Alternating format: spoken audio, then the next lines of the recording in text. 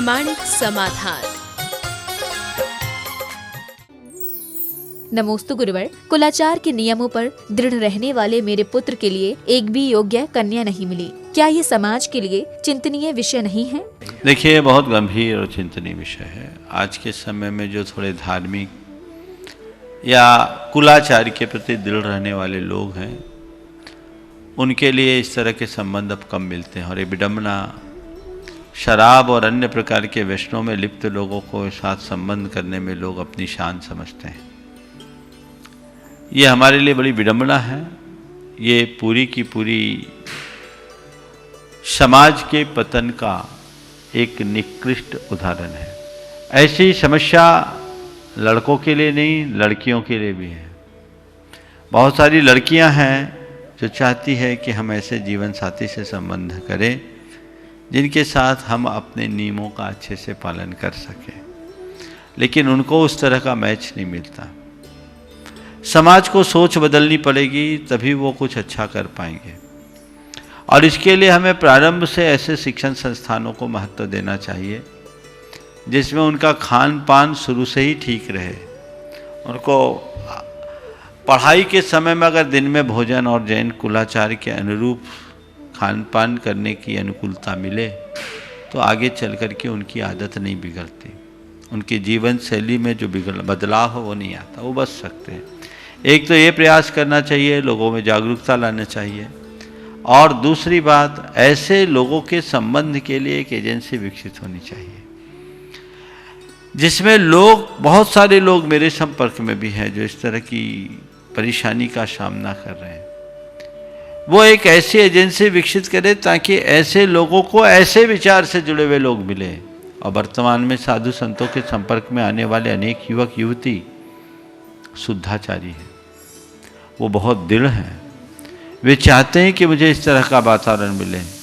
और तो और मेरे संपर्क में तो ऐसे भी युवक हैं जो आज अच्छे पदों पर काम कर रहे हैं, अभी उनका विवाह नहीं हुआ, रात्रि में पानी भी नहीं पीते, मल्टीनेशनल कंपनीज में और कुछ सरकार के अच्छे विभागों में अच्छे पद पर हैं, लेकिन वे रात्रि भोजन, दूर की बात, पानी भी नहीं पीते।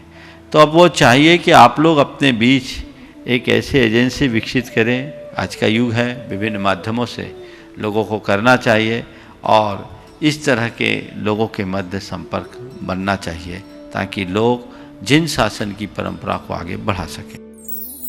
नमोस्तु गुरुवर। क्या केवल मंदिर और मस्जिदों में जाकर धर्म हो सकता है या अपने आत्म धर्म को जानना धर्म है? मंदिर और मस्जिद धर्म नहीं है, ये इबादत गाह, पूजा स्थल और इबादत गाह है।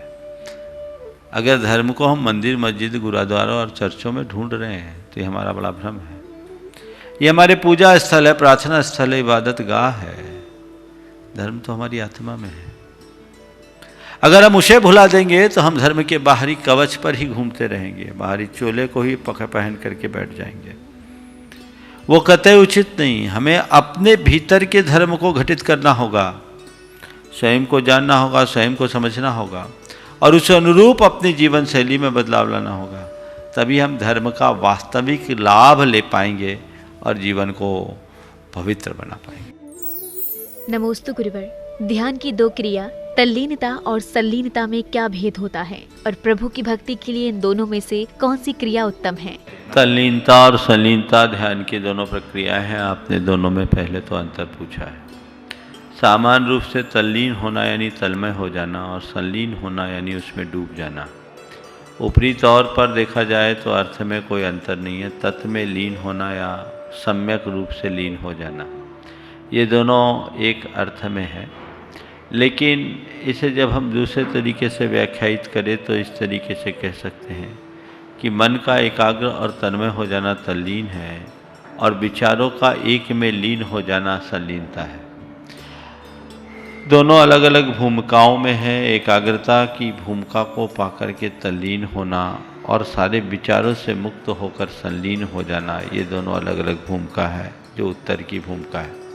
जहाँ तक प्रतिक्रमण आदि की बात है, ये हमारी तल्लीनता में बहुत कारगर है और यही तल्लीनता आगे चलकर सल्लीनता में बदल सकती है। इसलिए हम अपने प्रतिक्रमण आदि की क्रियाओं को इनके माध्यम से कर सकते हैं जो धीरे धीरे हमारे विचारों और विकल्पों को समाप्त करने में कारण बन सकते। नमोस्तु गुरुवर। प्रधानमंत्री ने स्वदेशी अपनाने का आह्वान किया है, परंतु स्वदेशी वस्तुओं की कीमत विदेशी वस्तुओं की अपेक्षा अधिक है, तो ऐसी स्थिति में हमें क्या करना चाहिए? धीरे धीरे स्वदेशी को इतना बढ़ावा दीजिए कि वो सुलभ भी हो जाए और उसका सस्ता भी हो जाए, तो चीज़ें होंगी। एक सोच रखनी चाहिए कि हम विदेशी चीज़ें सस्ती लेते हैं तो भी देश का उसमें हित नहीं, और स्वदेशी चीज़ें महंगी भी लेते हैं तो हमारे देश के काम में आती है। तो यदि हम देश के विकास के लिए अपने योगदान के रूप में भी थोड़ी सी महंगी चीज़ों को ही क्यों ना हो प्रारंभ में लें, तो इससे धीरे धीरे हमारी देश की समृद्धि बढ़ेगी और हम आत्मनिर्भरता की दिशा में आगे बढ़ सकें। नमोस्तु गुरुवर। भावना योग के दौरान भावनाओं को अंग्रेजी में बोलने से भावना योग के प्रभाव में क्या कोई परिवर्तन आएगा? देखिए, भावना का संबंध भाषा शब्दों से नहीं, भाषा से नहीं, हमारे भावों से है। और आप जिस भाव में अपने भाषा को अच्छे से कह सकते हैं वैसा प्रकट करके करें, और उसी अनुरूप भावना योग को किया जा सकता है। लेकिन अपनी मातृभाषा का प्रभाव बिल्कुल अलग होता है, और ख़ासकर हम जब मातृभाषा में संस्कृत के शुद्ध मंत्रों के साथ प्रयोग करते हैं तो उसका फोनेटिक असर होगा, वो हमारे सबकॉन्शियस में ज़्यादा स्थायी असर दे सकेगा। जिनकी जो मातृभाषा है उन्हें भावना योग उसी में करने का प्रयास करना चाहिए। नमोस्तु गुरुवर। यदि किसी मंदिर में गर्भगृह नहीं बना है तो वहाँ महिलाओं द्वारा वेदी के सामने खड़े होकर पूजा करना कहाँ तक उचित है? गर्भगृह नहीं बना है, औरतें पूजा करती तो पूजा करने दीजिए, उनसे रोकने का तो कोई है ही नहीं। हमारे यहाँ हर जगह ये बताया गया स्त्री या पुरुष गर्भगृह को शुद्ध रखना चाहिए। शुद्ध वस्त्र पहने हुए व्यक्ति ही गर्भगृह के अंदर प्रवेश करते हैं, पर जब आपका गर्भगृह ही नहीं है तो आप क्या कर सकते हैं? तो हमें उन मंदिरों में पहले गर्भगृह का विस्तार करना चाहिए। नमोस्तु गुरुवर। मुसीबत में धर्म, कर्म और भगवान में से कौन सबसे ज्यादा सहायक है? मुसीबत में धर्म, कर्म और भगवान, इनमें कौन से सबसे ज़्यादा सहायक है? मैं तो कहता धर्म को आत्मसात कर लो, सब सहायक होगा। धर्म तुम्हारे हृदय में होगा तो तुम मुसीबतों में स्थिरता रखने में समर्थ हो सकोगे, तभी तुम्हारे कर्म सुधर रख सकेंगे, और ऐसे ही व्यक्ति का उद्धार भगवान कर सकेंगे।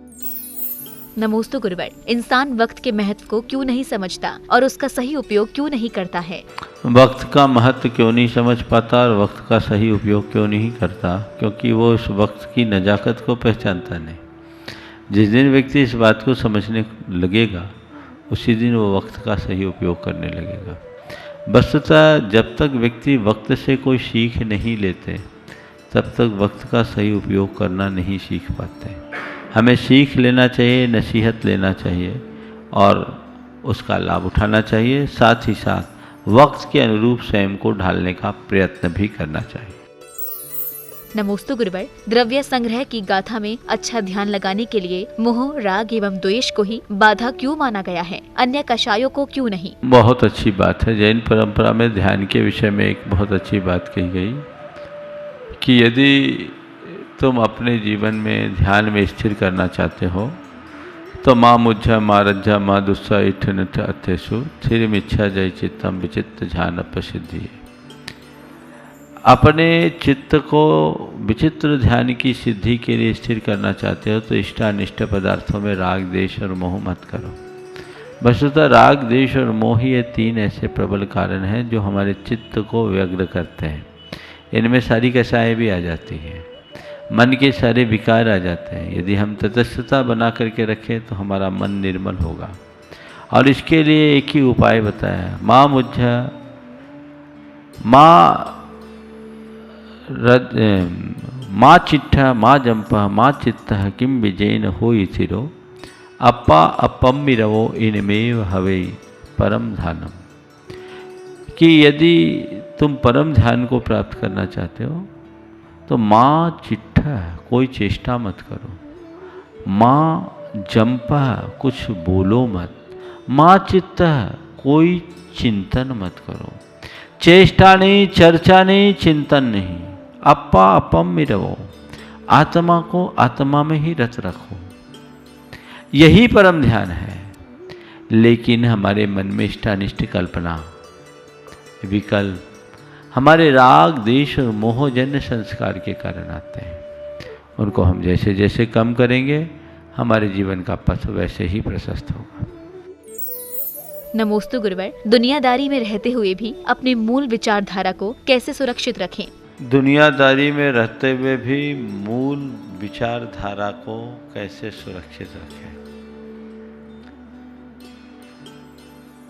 एक बड़ी उक्ति है, घिरे रहो परिवार से पर भूलो न ये विवेक, आया एक का एक था अंत एक का एक। सबके बीच में रहते हुए भी स्वयं में रमे रहने की ये बहुत बड़ी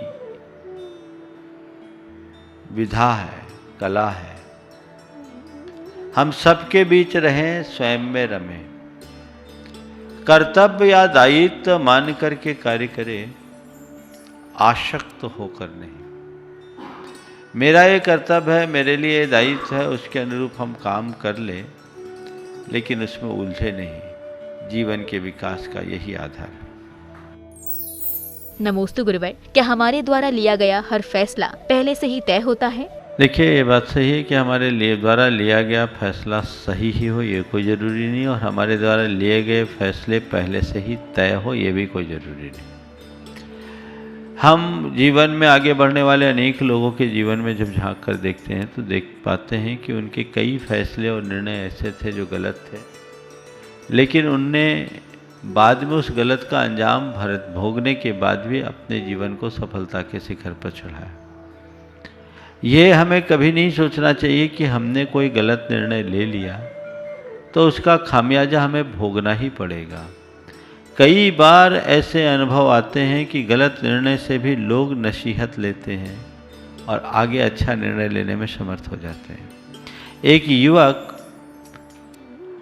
एक सफलतम व्यक्ति से पूछा कि आपकी सफलता का राज क्या है। उसने जवाब दिया, सही निर्णय। आपकी सफलता का राज क्या है? जवाब दिया, सही निर्णय। पूछा, सही निर्णय की क्षमता आपके पास कैसे आई? उसने जवाब दिया, अनुभव। अनुभव से सामने वाला हैरान हो गया, सही निर्णय का अनुभव कैसे आया? उसने जवाब दिया, गलत निर्णय।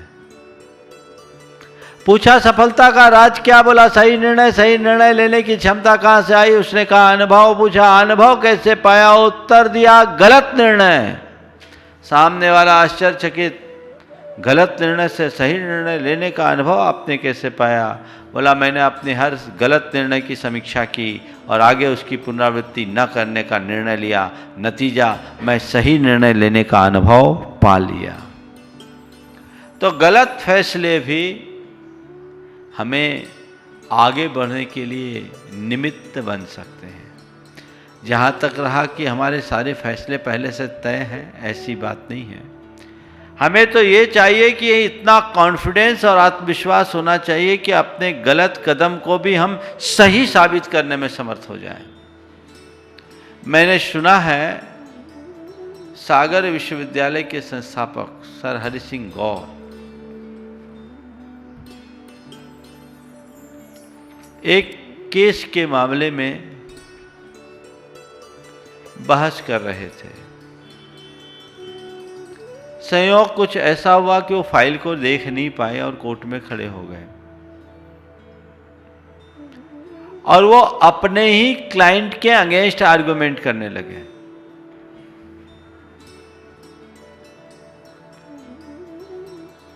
उनका क्लाइंट घबराया, मुवक्किल घबराया, प्रतिपक्षी वकील का चेहरा खिल गया। मुंशी ने जाकर धीरे से उनके कान में कहा, सर आप अपने अगेंस्ट जा रहे हैं। उन्होंने कोई प्रतिक्रिया नहीं दी। जितना तर्क उनको रखना था रखा। यूं कहें कि अपने ही मुवक्किल की धज्जियां उड़ा दी। उसके बाद एक गिलास पानी मंगाया, पानी पिया। पानी पीने के बाद जज से कहते, योर ऑनर, अभी तक मैंने जितनी बातें कही है ये मेरा प्रतिपक्षी वकील कहेगा। अभी तक मैंने जितनी बातें कही है ये मेरा प्रतिपक्षी वकील कहेगा। अब मैं एक एक करके इसका खंडन करता हूं और उनने अपने ही बातों का अपने ही मुख से खंडन किया और वो केस जीत के बता दिया। तो गलत निर्णय को भी सही साबित करने की क्षमता हमारे पास है, बशर्ते उतना आत्मविश्वास हो। आपने अपने नौकरी और व्यापार से संबद्ध बात की है, घबराना नहीं चाहिए। अगर आपने निर्णय ले लिया, निर्णय लेने से पूर्व विचारना चाहिए, निर्णय लेने के बाद नहीं तो न इधर के रहेंगे न उधर के। कहते दुविधा में दोनों गए, माया मिली न राम। अगर आपने नौकरी छोड़ करके व्यापार करने का निर्णय ले लिया है तो जो छूट गई उसको भूल जाओ, जो सामने उसको देखो कि अब व्यापार में मुझे सफलता कैसे पानी है। हो सकता है शुरुआत में कुछ झटके खाने पड़े, हो सकता है शुरुआत में वांछित परिणाम न मिले, पर हताश मत हो। निरंतर प्रयास करते रहे, बार बार के प्रयास और प्रयत्न से ही मनुष्य अपने लक्ष्य को प्राप्त कर पाता है। इसलिए सतत चलते रहें, सतत चलते रहें। विफलता ही सफलता का मार्ग देगी। नमोस्तु गुरुवर, हम ऐसा क्या करें जिससे मरने के बाद भी हम दूसरों के जीवन में मेहंदी की तरह रंग भर दें? मरने के बाद मेहंदी की तरह दूसरों के जीवन में रंग भर दें, उसके लिए क्या करें? बस इसके लिए एक ही काम करें, परेशान होने पर भी अच्छाइयाँ बिखेरने की आदत डालो। मेहंदी को कूटा जाता है, पीसा जाता है, फिर भी वो मेहंदी रंग भरती है। मेहंदी से सीख लो। तुम्हें कोई कितना भी प्रताड़ित और परेशान क्यों ना करे, मैं उसकी प्रतिक्रिया सदैव सकारात्मक करूंगा, मैं अच्छाइयां ही फैलाऊंगा। ये मेरा संकल्प होना चाहिए। और यदि ऐसी सोच बना करके चलेंगे तो दुनिया में कहीं भी क्यों न चले जाएं, सब जगह आप अच्छाइयों का रंग भरेंगे।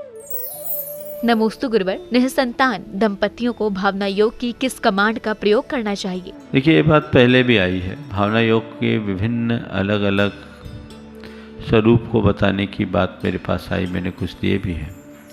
हर कार्य के लिए अलग अलग भावना योग किया जा सकता है। जैसे जो निसंतान होते हैं उनके मन में एक सबसे बड़ा विकल्प ये होता है कि हमें संतान नहीं, और नहीं है, हो नहीं रहा है के चक्कर में वो बड़े दुखी होते हैं।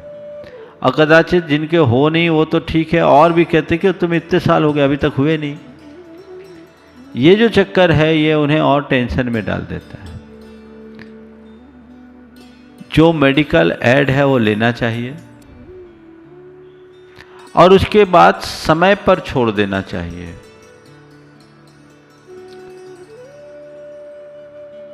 महिलाओं के लिए मैं कहना चाहूँगा, ये दोनों दंपति के लिए कहना चाह रहा हूँ जो निसंतान है, उनको मेरी लंबी संतति है, मैं संततिवान हूँ, मेरी लंबी संतति है, मैं संततिवान हूँ, ये कमांड दे सकते हैं। दूसरा, मेरी भावी संतान इस जगत की उन्नति करेगी, मेरी भावी संतान इस जगत की उन्नति करेगी। महिलाएं, मैं पुत्रवती हो रही हूँ, मैं पुत्रवती होने वाली हूँ। पुरुष, मैं पिता बनने वाला हूँ, मैं पिता बनने वाला हूँ। ये अगर मन में आए और साथ में जब थोड़ा सा समय का समय आए, प्रेगनेंसी की स्थिति आने लगे, तो ये उसको विजुलाइज करे कि मेरी संतान है, मेरी संतान है, मैं पुत्रवती हूँ या मैं संतानवान हूँ। और कल्पनाओं में उस समय संतानों को देखे, उनको खिलाने की भावना रखे, दूसरों के बच्चों के प्रति भी उस तरह की बात करे तो इसका लाभ मिल सकता है। कभी विस्तार से इस पर चर्चा करूँगा। प्रामाणिक समाधान।